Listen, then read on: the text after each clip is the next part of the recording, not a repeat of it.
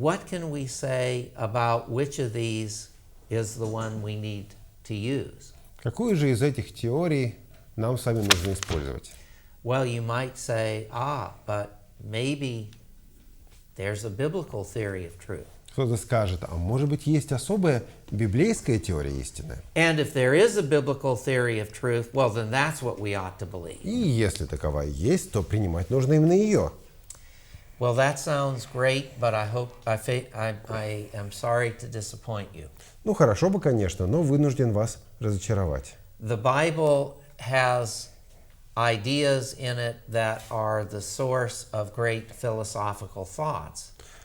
Конечно, библейские идеи стали источником величайших богословских философских построений и философских споров.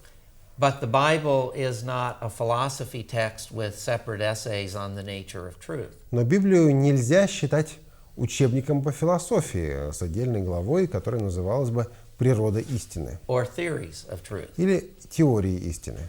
So the Bible does not propose some different theory of truth from the ones we've talked about. Библия не предлагает свою теорию истины, отличную от других.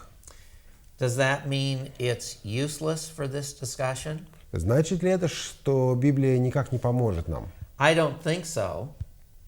Конечно, не значит. The reason is we're trying to figure out whether the Bible is inerrant, that is, truthful. Но мы с вами пытаемся разобраться, безошибочна ли Библия, истинна ли она. Shouldn't we try to figure out what theory of truth the writers had in mind as they wrote? Может быть, есть смысл посмотреть, из какой теории истины исходили священные авторы? I mean, what were the writers trying to do? Ну, чего пытались добиться священные авторы? Shouldn't we find out what they were trying to do before we test whether they succeeded in doing it? Может быть, сначала попытаться понять, чего хотели добиться авторы, а уже потом исследовать, достигли они этого или нет. Well, what were they trying to do? Так чего же они пытались добиться? Were they trying to write things that matched what they actually had seen and heard? Они пытались описать то, что они на самом деле слышали и видели? Were they trying simply to write things that didn't contradict anything else they wrote or any other apostle wrote? Или они пытались добиться внутренней непротиворечивости, записать что-то такое, что не противоречило бы другим их текстам или текстам других апостолов? Or maybe they were trying to just give us some practical advice that they found useful, and maybe you'll find it useful too. А может быть, они пытались передать нам полезные советы. Мне пригодилось, может быть, и вам пригодится. So if what they write works for you, terrific, use it. Так что получается так. Вот тебе совет, помогает, отлично, пользуйся. If what they wrote doesn't work for you, then forget it, ignore it. Не помогает, ну и ладно, другой найдешь. Those are some very different things they might have intended to do when they were writing scripture. Из вот этих трех предположений получаются совершенно разные задачи авторов, совершенно разные прогнозируемые намерения авторов Священного Писания. Well, which of those things do you think they intended to do? Так вот, из этих трех вариантов, что же, как вам кажется, они пытались сделать? That's not very hard for me to answer at all. Мне очень легко ответить на этот вопрос. It's quite clear that what they intended to do was tell us things that matched what actually happened. Совершенно очевидно, что они стремились рассказать нам о том, что произошло на самом деле. Can I give you an example of why I think that's so? Приведу вам пример, на котором основывается вот это мое утверждение. Let me just read to you the first few verses of chapter 1 of 1 John. Прочитаем буквально первые несколько стихов первой главы первого послания Иоанна. I'm sure you're familiar with this passage, but let's read it this time, asking ourselves, what is John trying to do with the words he's writing? Это очень известный фрагмент, но давайте прочитаем сейчас его, задумываясь вот о чем. Чего пытается добиться Иоанн? Зачем он записывает все эти слова? Especially look at verse 1. И особенно присмотритесь к 1 стиху. John says, that which was from the beginning, О том, что было от начала, which we have heard, что мы слышали, which we have seen with our eyes, что видели своими очами, which we have looked at and our hands have touched, что рассматривали и что осязали руки наши, this we proclaim concerning the word of life. о слове жизни. The life appeared. Ибо жизнь явилась. We have seen it and testified to it, and we proclaim to you the eternal life which was with the Father and has appeared to us. И мы видели и свидетельствуем, и возвещаем вам сию вечную жизнь, которая была у Отца и явилась нам. We proclaim to you what we have seen and heard, so that you also may have fellowship with us. О том, что мы видели и слышали, возвещаем вам, чтобы и вы имели общение с нами. Well, why do you need to do that, John? Иоанн, зачем ты все это затеял? Why don't you just tell them a nice story and then they can have fellowship? Может, расскажешь им, Иоанн, какую-нибудь басенку, и пусть они себе сидят, общаются? John knows that imaginary stories aren't the basis for the kind of fellowship he's talking about. Да нет, потому что Иоанн отлично знает, что басенками такого общения не установить.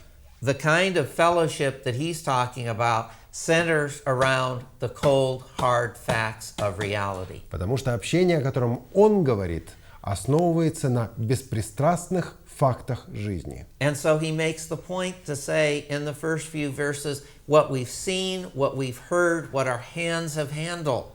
Именно поэтому в первых же стихах он говорит то, что мы слышали, то, что мы видели, то, что осязали руки наши.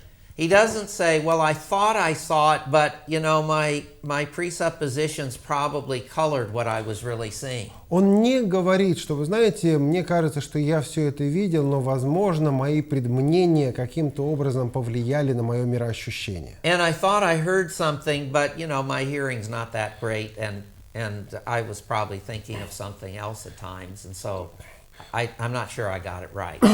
Он не говорит, кажется, я что-то слышал, но стар я стал, слух у меня ослабел, и вообще я там о чем-то другом думал в этот момент. Well, you see the point. I don't need to belabor it. Дальше мне развивать эту мысль уже не надо. Clearly, John is appealing to eyewitness, sensory experience of the things he's going to talk about. Why? So that gives a ring of truth. Иоанн совершенно очевидно ссылается на себя как на свидетеля, на том, что он был свидетелем этих событий. Почему? Потому что свидетельство его истина. Приглашаем вас принять участие в глобальном проекте по распространению Евангелия и расширению библейского образования. От нас зависит, будет ли христианское образование доступным. Поддержите наш проект молитвой и финансами. О чем молиться и как пожертвовать, вы можете узнать на сайте www.tvseminary.com. Remember Peter, 2 Peter 1:21 that we talked about yesterday? Вчера мы уже говорили о втором послании Петра, 1 глава, 21 стих. In the context of that passage, he talks about the fact that we're not making up stories about Jesus. We were eyewitnesses of his glory. Петр говорит в этом фрагменте о том, что мы не придумывали ничего об Иисусе. Мы были свидетелями Его славы. What's the point of saying that? Зачем он все это говорит? Well, it's so that you'll see that I'm not just trying to give you some useful advice or to utter sentences that don't contradict other sentences. Да чтобы мы видели, Петр не старается просто дать нам полезные жизненные советы или поупражняться в формальной логике и избежать внутренних противоречий. Then Peter is clearly saying, I want you to know that what I'm telling you matches what I saw and what I heard. Петр совершенно четко говорит: я хочу донести до вас, что мои слова соответствуют тому, что я видел и слышал. And then do you see how much more powerful it is that when he it is when he then moves to say, but I have something even more certain than that. И смотрите, какая сила в этом стихе, в этих стихах, когда Петр потом продолжает и говорит, но у меня есть еще нечто более важное. Now, why does Peter say there's something even more certain than my eyewitness testimony? И есть что-то такое, чему я могу доверять еще больше, чем моему личному свидетельству, свидетельству моих глаз. Почему он так говорит? Is it really because he was undercover a 20th century skeptic about knowledge?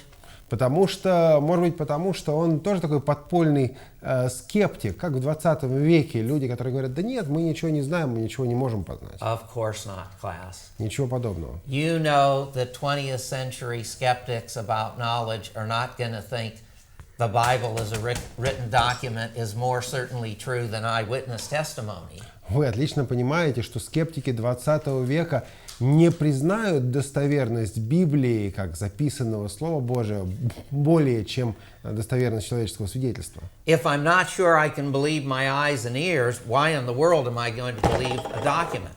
Если глазам и ушам своим верить не могу, то что ж мне этой книге-то верить? You didn't hear or see that. See, that's part of skepticism. Я понимаю, что я не говорил, это не мои слова, это слова скептика. But my point, class, is that isn't it clear that what the biblical writers, surely what the gospel writers are doing, is trying to portray things as they heard and saw and experienced them. Но авторы Священного Писания пытаются донести до нас картину мира такой, как они ее видели и слышали, ощущали. So it seems to me that not only these New Testament writers, but the Old as well, were trying to tell us truth in a correspondent sense. Получается, что и новозаветные, и ветхозаветные авторы доносят до нас истину с точки зрения отражения реальности. And that makes plenty of sense because correspondence is the notion that underlies ordinary language, and the Bible is written in the ordinary language of the people. И это тем более понятно в связи с тем, что отражение реальности есть наиболее распространенное бытовое понимание истины. А Библия, как я говорил, была написана на распространенном бытовом языке. So if the biblical writers were trying to tell us what's true in a correspondent sense, then we ought to test to see whether they've achieved that goal or failed. Если библейские авторы пытались донести до нас то, что они считали истиной, отражающей окружающую нас реальность, то наша задача проверить, отражает ли эта истина реальность или нет. We don't decide that the Bible is errant or inerrant because there was a passage I read yesterday and it didn't help me practically much, and so it's false. Нельзя решать вопросы о ошибочности или безошибочности Священного Писания, руководствуясь мыслью, например, о том, что я вчера читал Писание и ничего там не понял, или прочитал там совет, и этот совет мне не помог. We don't decide that the Bible is errant or inerrant because there was a passage I read yesterday and it didn't contradict another passage I read the day before. Нельзя решать вопрос о безошибочности или ошибочности Священного Писания на основании лишь того факта, что я вчера читал Библию и позавчера читал Библию, и между этими двумя фрагментами нет противоречия. No, the Bible is either errant or inerrant because it matches the way the world actually is and the way things actually happened, or it doesn't. Вопрос о ошибочности или безошибочности Библии решается на основании того, отражает ли Библия реальность окружающего мира. So we've got our definition of inerrancy. Вот мы с вами пришли к определению безошибочности.